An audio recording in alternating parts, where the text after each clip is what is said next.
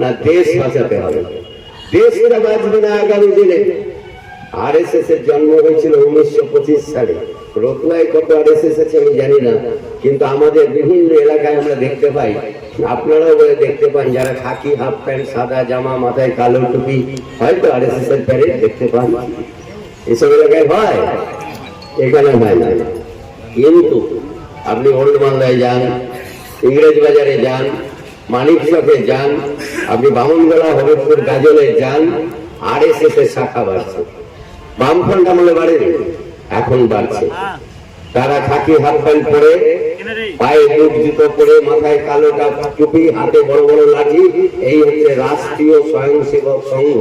এইসব এলাকায় তার বাড়বাড়ন্ত নেই, কিন্তু ওইসব এলাকায় বাড়বাড়ন্ত আছে যা বামফ্রন্ট সরকারের আমলে এই বাড়বাড়ন্ত ছিল না, যা এই সরকারের আমলে এই বাড়বাড়ন্তটা হচ্ছে।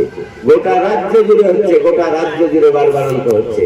1925 সালে আরএসএস তৈরি হয়েছিল দুর্গা পূজার একটা বিজয়া দশমীর দিনে। 1925, 2025 আসছে, এটা 24।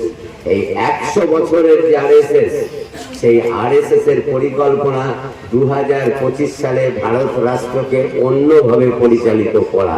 কি বলছি বুঝতে পারছেন? সেই ক্ষেত্রে বলছি, কি বলছি বুঝতে পারছেন? 100 বছর হবে আরএসএস এর। ওরা ভারত রাষ্ট্রটাকে পাল্টে দিতে চায়, সংবিধান পাল্টে দিতে চায়। আপনি কি করবেন যদি ওরা ক্ষমতায় থাকে? মোস্তাক সাহেব আমরা জিতিয়ে পাঠাবো জাতীয় কংগ্রেসের এমপি, জাতীয় কংগ্রেসের। মোস্তাক সাহেব পাল্টাবে না। অনেক আমরা দেখেছি, আমাদের দলেরও অনেকে দল ছেড়ে পালিয়েছে, কংগ্রেস দলেরও অনেকে কংগ্রেসের সাথে বেইমানি করেছে, কিন্তু মোস্তাক সাহেবকে তো আমরা দীর্ঘকাল ধরে চিনি। তিনি কংগ্রেস দলের বিশ্বস্ত সৈনিক, তিনি কংগ্রেস দলের বিশ্বস্ত সৈনিক, আমরা ভরসা করতে পারবো। তাহলে যে পরিকল্পনা আরএসএস করতে চায় ভারতবর্ষকে নিয়ে, ওদের জন্মের 100 বছর, জন্ম 100 বর্ষ উপলক্ষে সেই পরিকল্পনায় জল ঢেলে দিতে হবে আমাদের। যে ভারতবর্ষের মানুষ ধর্মীয় বিভাজন চায় না, ভারতবর্ষের মানুষ একভাবে বেঁচে থাকতে চায়, একত্রে বেঁচে থাকতে চায়। এই ভারতবর্ষটা কাজী নজরুল ইসলামের ভারতবর্ষ, এই ভারতবর্ষটা রবীন্দ্রনাথ ঠাকুরের ভারতবর্ষ। এই ভারতবর্ষ চলছে গোটা জেলা জুড়ে যে বোঝা পড়া হয়েছে। গোটা রাজ্যের বেশ কিছু আসন গোপন সেটিং এ বিজেপি দলকে ছেড়ে দেওয়া আছে, তার মধ্যে মালদার 2টো আসনও ছেড়ে দেওয়া আছে। কারণ কি? জীবনে যারা রাজনীতি করে তাদেরকে দাঁড় করিয়ে দেওয়ার মানেটাই, জীবনে রাজনীতি করেছে যারা দাঁড়িয়েছে, রাজনীতিকারী তাদেরকে দাঁড় করিয়ে দিয়েছে, মানে বিজেপি দলের সুবিধা করার জন্য দাঁড় করিয়ে দিয়েছে, বোঝার পরে দাঁড় করিয়ে দিয়েছে।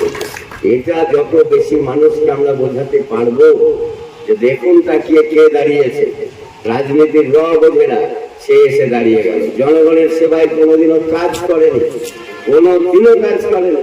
হয়তো ওই দক্ষিণ বাংলায় এদের যে দাঁড়িয়েছে, সে হয়তো এদেশে 25 বছর কোনো ভোটে অংশগ্রহণ করেনি, সে দাঁড়িয়ে গেছে। এগুলো দেওয়া মানে কি? বিজেপি দলের পথটাকে সুগম করা, পথটা প্রশস্ত করা, তার বিরুদ্ধে আমাদের লড়াই। সেই লড়াইয়ে জিততে হবে। সেই লড়াই, সে জিতবার জন্য আমরা ঐক্যবদ্ধ হয়েছি। 2016 সালে পরিণত করতে হবে আজকে বাংলাকে, মালদা জেলাকে। মনে আছে 2016 সালের বিধানসভা ভোটে মালদা জেলায় তৃণমূল কংগ্রেস দল একটা আসনও জিততে পারেনি, একটা আসনও জিততে পারেনি। একটা বিজেপি দল জিতে গিয়েছিল বৈষ্ণবনগরে।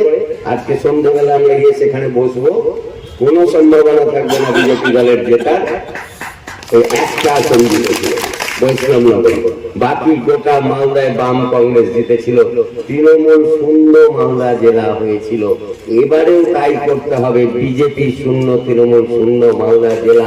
দুটো আসনে আমাদের জাতীয় কংগ্রেসের প্রার্থী আছে। আমাদের কোনো সংকীর্ণতা নেই, আমরা খোলা মনে রাজনীতি করি। আমরা তো কাস্তে হাতুড়ি তারাই ভোট দিই, কিন্তু আমাদের সমস্ত কর্মী এবারে হাত চিহ্নে ভোট দেবে, সমস্ত সমস্ত হাত চিহ্নে ভোট দেবে। কেন?